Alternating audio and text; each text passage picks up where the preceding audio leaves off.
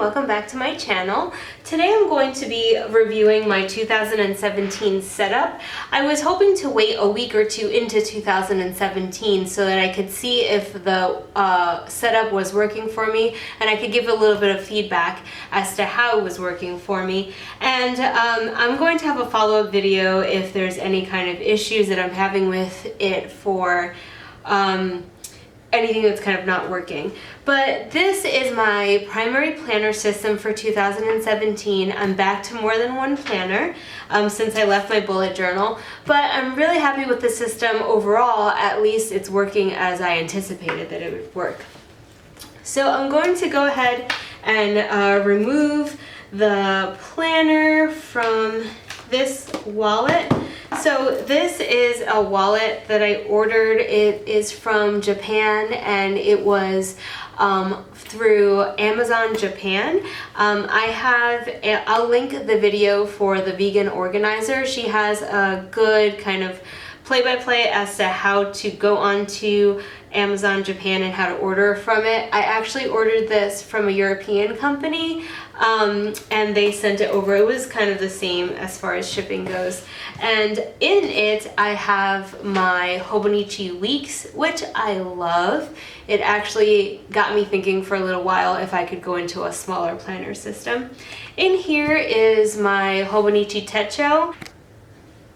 The Hobonichi is very difficult to take in and out of its cover, especially if you have, well, any cover, even the Hobonichi covers. This is a different cover. It is from the LIHIT lab. I got it on Amazon. It was fairly inexpensive. It was about $32. It's this really kind of rugged fabric, durable. It has this so that you can close it all the way.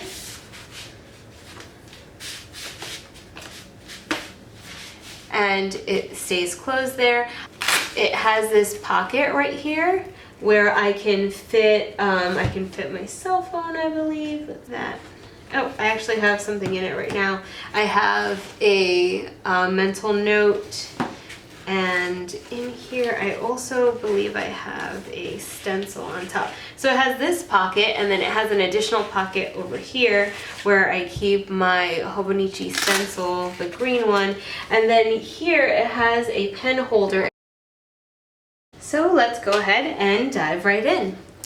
So the first thing on the Hobonichi is the yearly overview. So here's the 2017 year on one page, last year and next year. And as you can see, I just wrote the name of each of the months over the number of the month. And this is a recurring theme that I have within my Hobonichi, is that I'm trying to introduce as much color and prettiness as I can. It's really, really functional and super awesome at keeping me organized, but I am finding that it's just pretty bland as far as just how pretty and colorful a planner can be. And like I said, it is super functional, and you'll see how I've set it up to kind of mitigate some of that and make it a little bit more just pleasant to look at.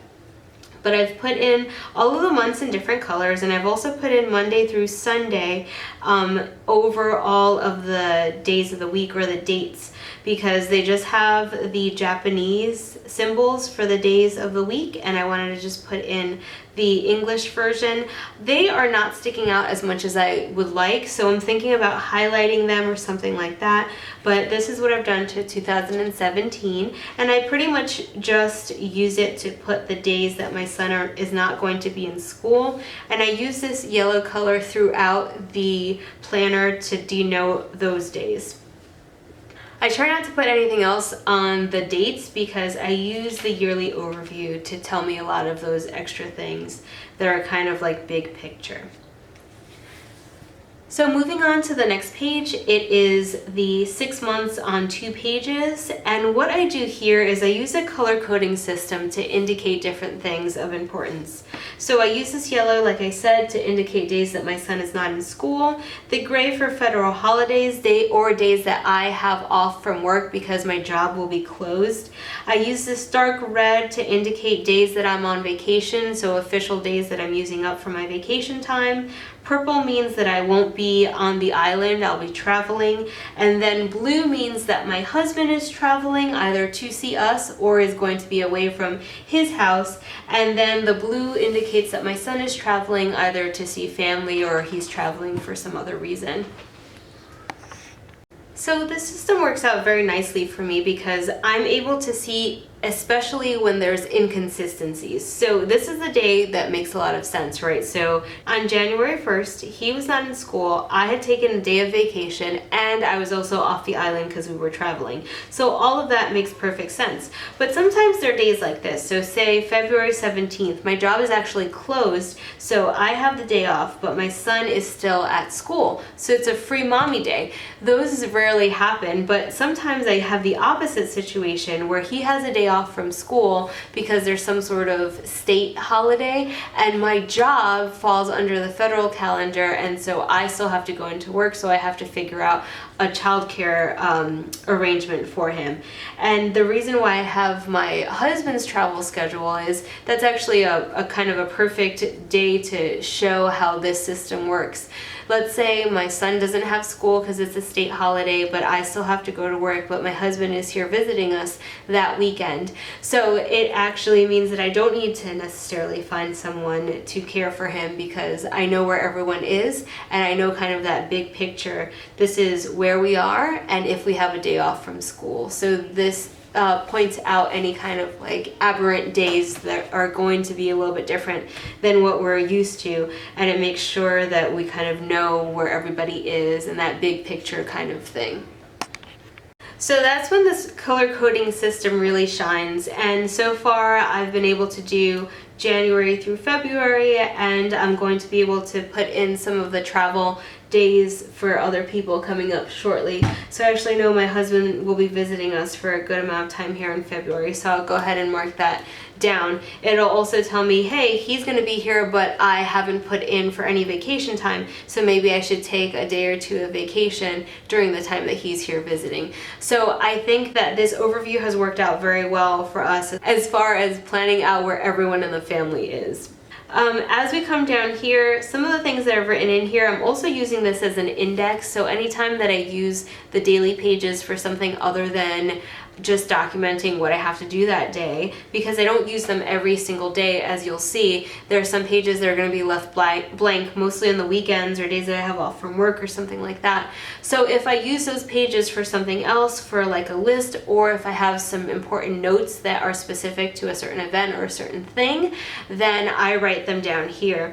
For this month, I just started, 2 blocks in, but in future months, I could always start at the very beginning of the line, because all of these things that I use to mark off the days that we're at work or not at work, they're highlighters. I'm using the zebra midliners, not these colors. These are the colors that I'm not using because I have the ones I do use in another container, but I can start writing from the very beginning. Just for January, I've started a little bit further in. I don't know if I'll keep that up for February, but January 4th, for example, I had a conversation with my son's tennis coach about what he needed to start up the season, and so I took a lot of notes and I wanted to make sure that I wrote that down here. And then there are other things like I looked up a chili recipe that I really liked and I wrote it down in January 8th, so in case I want to go back and look up that chili recipe, I needed it that day. It was part of my to-do list because I was buying that at the supermarket, but I also want to know where that is in the future because I want to go back to that chili recipe. So this is a combination of tracking where everyone in the family is, as well as an index for things for my daily pages if they're being used for something other than planning, any kind of list or things like that. So I've only done January through June. I'm probably going to do a similar thing on to the following 6 months. Then I use this little clip here, these get to the point page markers. They are just magnetic page or spot holders here. They open up and they clip together. They're not really strong, they're just strong enough for this kind of thin paper. So I keep this to indicate where we are in the kind of monthly overview page, and also in the 6-month overview and also in the monthly overview. So we're in January right now. Here I keep the monthly things that I have to do, and the theme with my monthly pages are things that rotate in a consistent manner through months, but not necessarily on the same day. So for example, changing my oil change, I do that every 3 months. So I wrote it down for January, and I'm going to write it down again in April. So it's kind of an indicator of things that happened kind of consistently, but they're spread out. So they're things that I tend to lose track of. So like my water filter is the same thing. Or every month I have to do some of these monthly cleaning things like dust the fans, or budget. I do that every month. So these are things that I do monthly or regularly, but based on months. They're spread out by months. So those are the kind of things that I document on my monthly overview. So here's another example of things that don't happen just really frequently, or it's just not like completely intuitive when they're happening. So my son gets a haircut every other week, but sometimes I can lose track of when was the last time he had a haircut because there's like 14 days between that, and that's just too much for my head to handle. So I automated it. So now I have haircut, 2 weeks later I'll have haircut, 2 weeks later I'll have haircut. Another thing is on Sunday we do family movie night, and we do family movie night either when my husband is here or when he's away. We do it via FaceTime, and we rotate who gets to choose the movie. So my son will pick it on the 15th, and then I'll pick it, and then my husband will pick it, and then my son, and then my husband, and then me, and then my husband. So we need to rotate, and every Sunday it's pretty much like, well, who chose last week? And how is it rotating through? So now we have that automated. So again, it happens regularly, but it changes up regularly as well, and I want to be able to track that systematically. On Thursdays, I have to take out the garbage because the trash pickup is on Friday. But recycle pickup is every other week. So I write down when is trash and when is trash plus recycling. Now, I don't have it written down for this month because it was changed up a little bit during the holidays, so I'm not fully on track for what they're picking up this week. So once I figure out what they're picking up this week, I'll be able to document what's happening the weeks after that. I'll also only want to do that 1 month at a time because the community that I live in is kind of notorious for throwing us off, changing the day, something like that. So at least I could do it 1 month at a time. That talks a little bit, or speaks a little bit to the kind of forgivability of this paper. This Tomoe River paper, I believe is called. It is, it's really thin, but it is quite durable. It doesn't have a lot of bleed through or anything like that. But since I use these friction pens, it could erase once well. It'll just keep an indentation in the paper, but if you're going to erase more than once, it's gonna get pretty sloppy and unforgiving. Additionally, I wanna put down stickers for things like the haircut or for the trash pickup and the recycle pickup, but this isn't the kind of paper that you can put a sticker down and then remove it. So I wanna be very cautious in doing that, but I don't wanna be so cautious that I'm not utilizing the stickers that I want to make me happy, or writing as much as I need to in the planner to actually keep me on board. Additionally, you'll see that the color coding system from the 6-month overview carries over here. So those are days that I've put in for vacation time. Those are days that I'm traveling. So that is a day that my son has off from school, and that's a federal holiday, which means I'm not going to be working. So that color coding system comes across here as well. So it tells me basically where I'm going to be when, and it also could have an effect on these things that are kind of like pseudo scheduled all the time, or like semi-scheduled all the time. All right, I hope that makes sense. This is all based on the Getting Things Done system.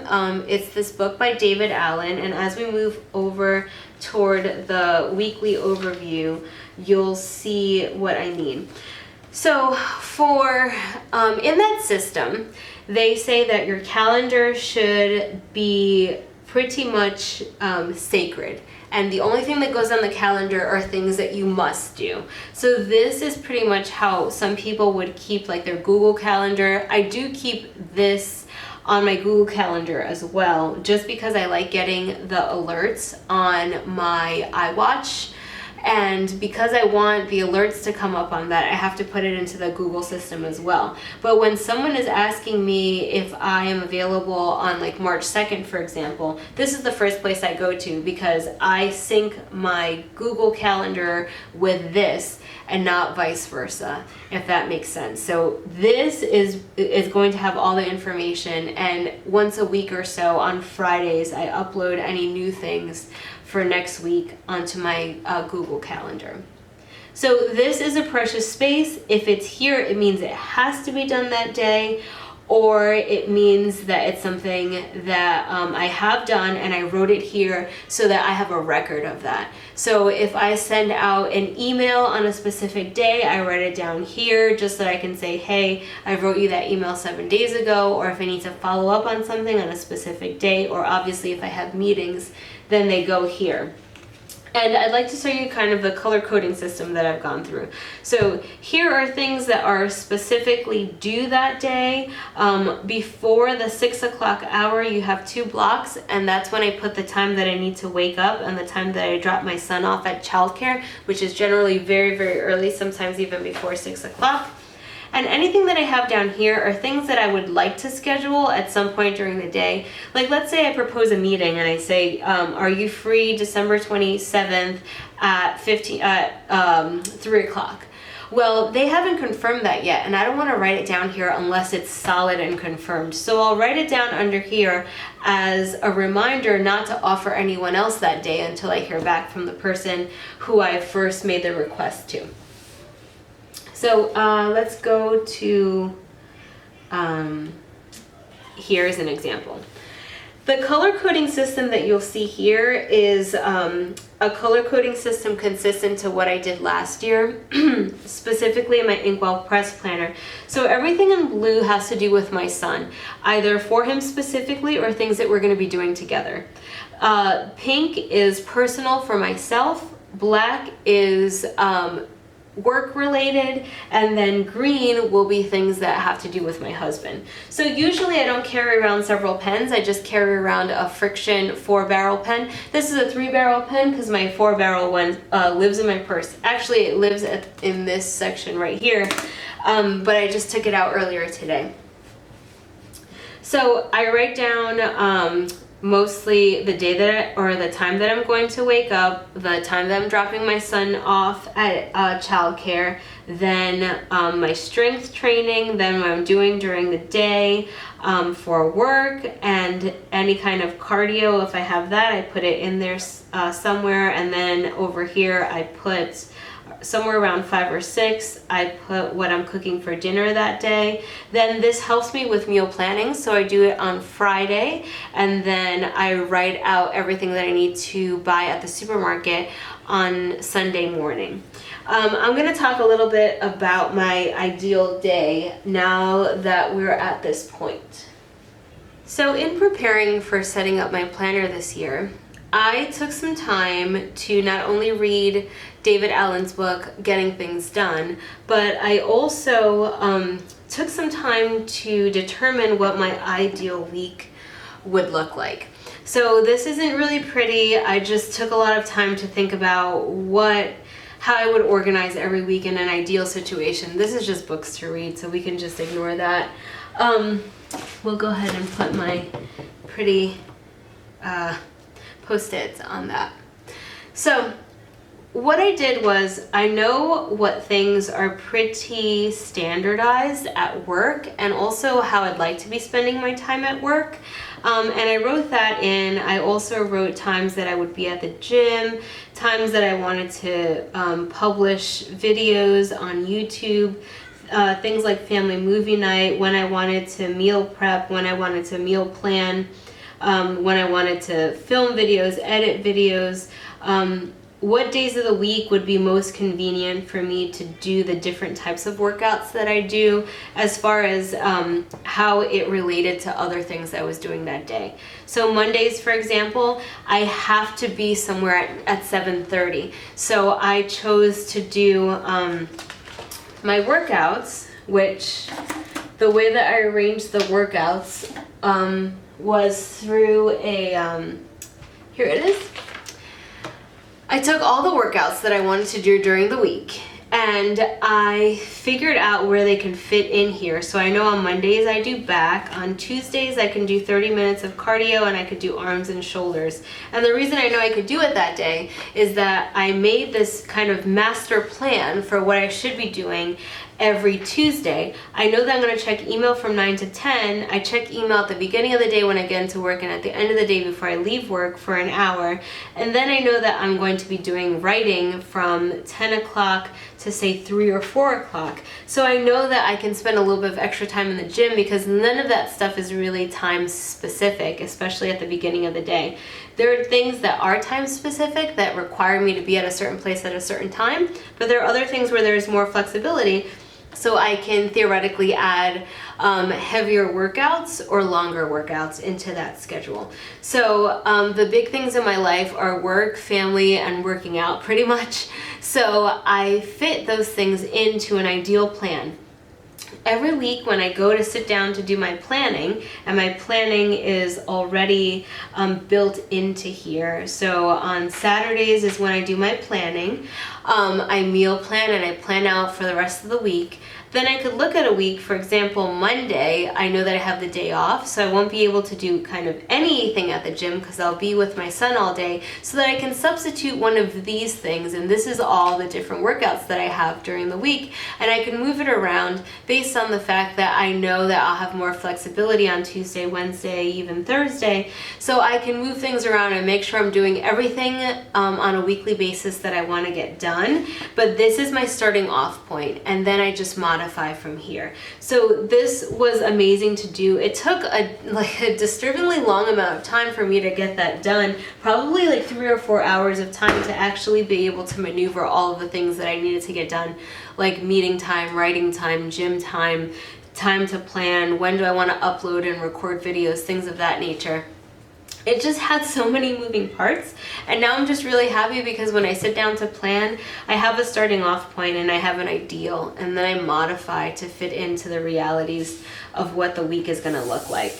So it's color coded by person. It has a general kind of way of formulating it based on my ideal week. This is a good example. This week I had to cover a clinic for more than one day. So I was in the clinic 3 days instead of 1 day. So that means that I had to be somewhere at 3:30, and so I had to modify my training. So instead of doing 30 minutes cardio, arm, shoulder in the morning, which is what my ideal schedule says, I had to break those up so that I can make it to a 7:30 meeting, and then I just did some cardio at lunchtime. So this is kind of emblematic of my weeks, and that's how I set it up. And again, here I had asked a research assistant to meet me at 10 o'clock, and they had not confirmed yes or no. And I'm glad I put it there because she ended up showing up at 8 o'clock in the morning, and I wasn't expecting her, but I already knew that I proposed this time, but I hadn't heard back from her. So it's kind of up in the air at what point she would actually make it in. So here I have what is actually expected to happen every week and any future planning that has a specific day on it. So I have a meeting on February 1st that's already there. It's already all set, and I know I can't double book myself because this is already what's happening. Over here, I also know that something else is happening. All the way at the bottom, this is not the same thing as I've been using these long lines for in the yearly or the 6-month overview or the monthly overview. I usually use it for when people are traveling or vacation days or something like that. I use these bars all the way here at the bottom when I am doing a lecture. So I teach a course that is either 4 weeks or either 3 weeks long or 6 weeks long, and it happens several times during the year, but it doesn't happen at the same time. So I like to make these indicators telling me, hey, remember that during this time you're teaching this class. So it will modify the amount of time that I'm in my office based on the fact that I have to teach this course, and I teach it early in the morning for a certain period of time, for 3 weeks or 6 weeks. So this is saying like, hey, if you have someone asking to meet with you or some sort of thing, and usually Tuesdays are pretty open, just remember Tuesday morning is not going to be open this time because you are running this course. The other thing is, why don't I just write it here, right? Why don't I just block off those times? Well, the thing is, I don't actually teach every single day. I'm in charge of this lecture, but I also have teaching assistants and other people, guest lecturers that come in. So I'm actually not occupied every morning for Monday through Friday, but I am overseeing this course. So if something happens with one of them, I have to be able to cover for that course, or just kind of making myself aware, hey, you have this underlying thing that you're in charge of every morning these days. So that's what I keep at this very, very bottom. I don't see the need of having the redundancy that I have here. Here it makes sense to me in the month, and it makes sense to me in the 6-month overview to have the redundancy of where everyone is. But here it's really work specific and it's appointment specific. So I'm kind of moving further away from the larger overview or the bigger overview. I want to review these tabs really quick before I move on to my daily tabs. So the blue tabs are for when the month starts, or when the weekly pages for that month start. And the salmon color ones are when the daily pages for that month starts. So I didn't feel the need to have an extra tab for the monthlies, since there's only about 15 of those, and definitely not for the 6-month overview, since there's only 2 pages of those. But once you get here, especially because this is what I use for scheduling, if someone wants to set up a meeting with me, say February 17th, I want to be able to flip through that fairly quickly and find the day and see if I'm available that day of the week. So I have these tabs. I really like them. One thing to note is that they do kind of separate the pages a little bit. Let's see if I can... Do you see, it creates a little gap between the pages, so it doesn't lie completely flat, but it also doesn't make it excessively bulky. So it's not as if the planner is getting super bulky with them. So the daily pages I fill out the day before. So the day before I go through my weekly pages and I see if there's anything that's going on. I see if I'm teaching something in the morning. I see if I have a meeting. Then I go to that page and I write that out. So let me find a page where that's worked out. So here on the 9th, I don't have anything written on the 9th in the index because I used the page as it was intended, which was to write my schedule here. So I actually have when I woke up, when I dropped my son off, when I was in the clinic, things that I had to do during this time period when I got back home. And then I go through, and usually I use this as kind of a dumping ground for anything that comes up during the day. So I use a bullet journal system to document over here, in that I use specific icons to indicate specific things. So I use dots for just notes, I use squares for to-dos, I use circles for ideas, and then I use the migrating arrows, migrating it forward to the next date or back to a different list. And then the check marks to indicate that something has been completed. I use the same color coding system here, the black, blue, pink, and green for who is working on those things. And then I use black basically during the day when I'm at work, and I use pink over here for personal things. And I tend to start my pinks from the bottom up.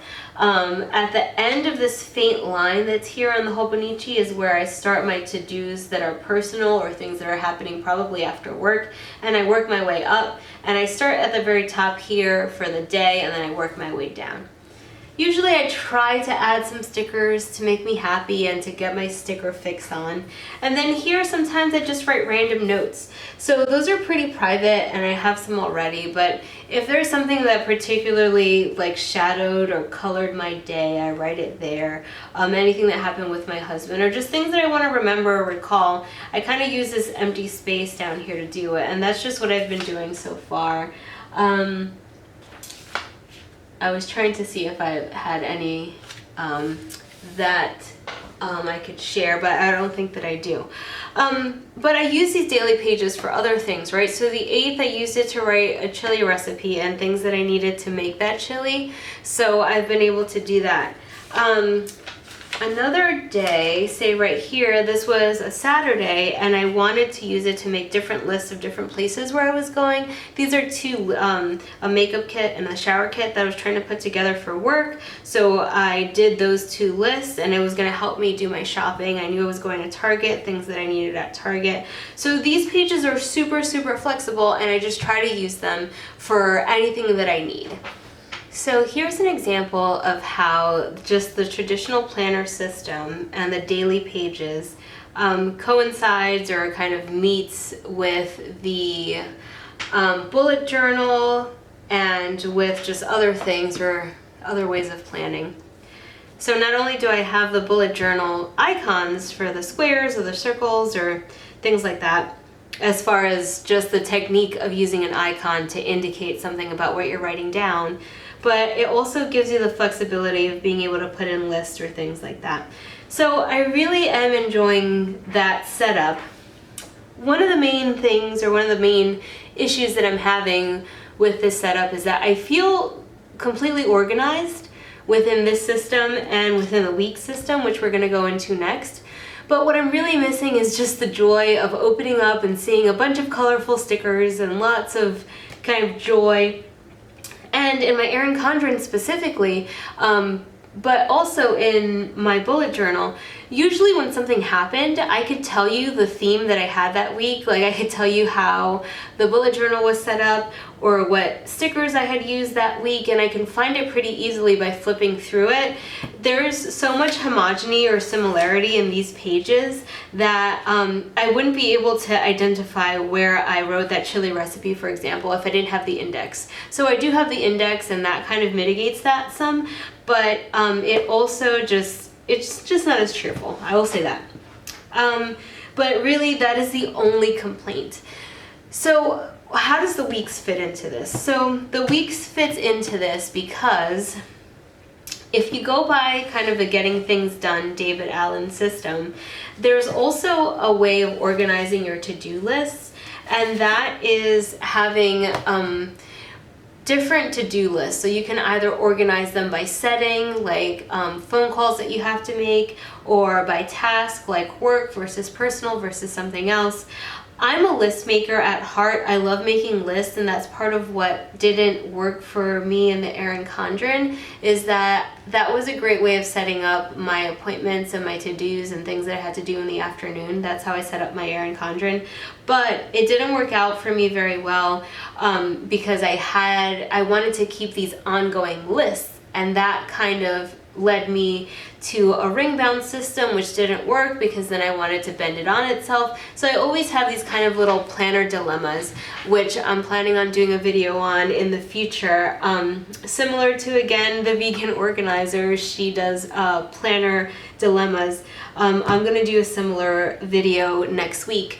But for now, what I use this for is, first off, if I have a very light planning week. So as I said, or I might not have said it, but I was on vacation until the middle of January, so I just got back recently. And because I was on vacation and just kind of chilling out with my husband at his bachelor pad, and my son was visiting relatives, so I just didn't need all that much planning space. So I just had to do overall what I was doing for that day. So in these pages at the very front, it's pretty much just a place where I can write ideas down, anything that's happening, anything that needs to be migrated onto my big journal. So this is kind of just like a general notebook, and I'm going to use it to write down any notes that I have for that specific day. So sometimes I make an appointment real quick, or someone wants to know if I'm free at a later date, and if I don't have my planner with me, say I'm like running to the water fountain or something, I write it down here because I always have this with me because it's my wallet. So this is a place where I can write things very quickly. And then I do the planning there if I'm not going to have my planner with me. But What I really use this for is these back pages. So there's several pages, like 72 or something pages that are just blank. And Mimi, if you're watching, do not look, because I have a page here for like presents that I would like to give him. So here I have an index, and it's just the different pages, just like you would in a bullet journal, because these pages are all numbered, and I just have what I have on it, like video ideas, sticker ideas, things I want to buy, things of that nature. I use this every day because I have my workouts schedule. My workout schedule is right here, and I have 1, 2, 3, 4, 5, 6, 7, 8 iterations of my shoulder workout, which I only do once a week. Same thing for my leg workout. So this is like 8 weeks of what I'll be doing at the gym. So I usually have this because I have my wallet at the gym. I put it in this little guy. It is held right there, and I put my cell phone in here, and I have wireless headsets. So I keep it open, and you can see the workout that I'm working on, and I have my phone right there, and I have my headset on, so I'm really good to go in the gym, and I have my pen right there. So this has worked out really well. I don't know how or if I want to replace this right now because it's not a perfect fit, but I use this to document all my workouts. Then I have these lists, right? So I have my video ideas, my sticker ideas, things that I want to, I'm just gonna go over that one for my husband. I have a someday maybe list, which if you're familiar with the getting things done strategy, I'm gonna bring you in just a tiny bit, is things that, like, there are projects that you might get to one day, you might not get to one day, as opposed to the active projects that I have going on right now. But I also have other things like books to read, things that I want to put on auto purchase.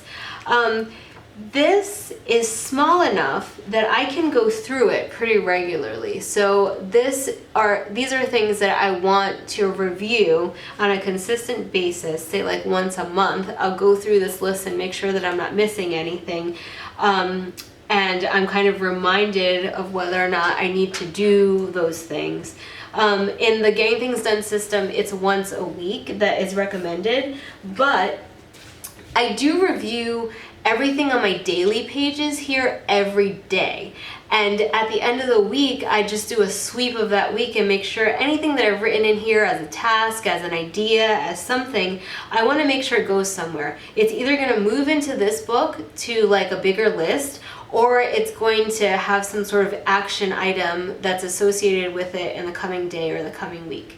So by that I mean I don't leave any items outstanding. Everything has a place. It's either going to be attended to on a specific day, and that's written down here, or it's going to migrate here, which is where I keep things that are kind of more fluid, more abstract.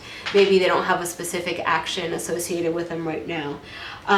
So all of those thoughts get captured here.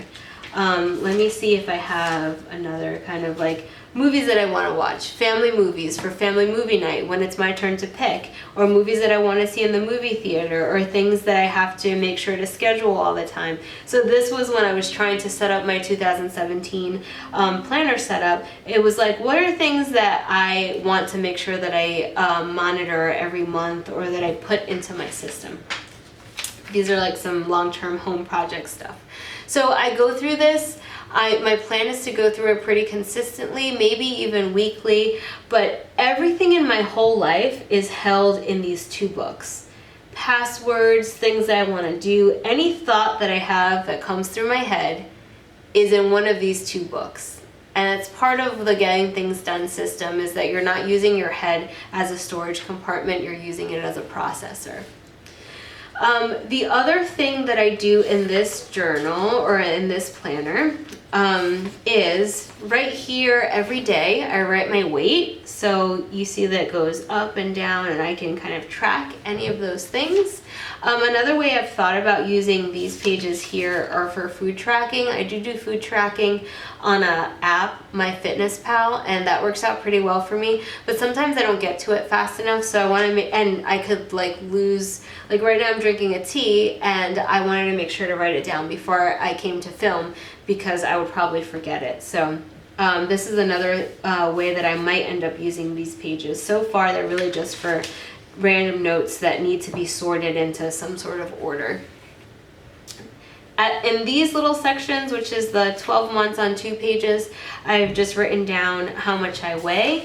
On the monthly ones, I've written down the workouts that I do. Mostly I get to pick from a rotating set of strength training or weightlifting workouts that I do, and I tend to gravitate toward ones that are easier. So I want to make sure I'm not doing like legs 3 days a week and back 1 day a week, or mostly it's vice versa. But I use the monthly calendar to write down what is the workout that I did, and you'll see a lot of days that I didn't work out because I was on vacation, and there are some days in vacation I actually squeezed a workout in.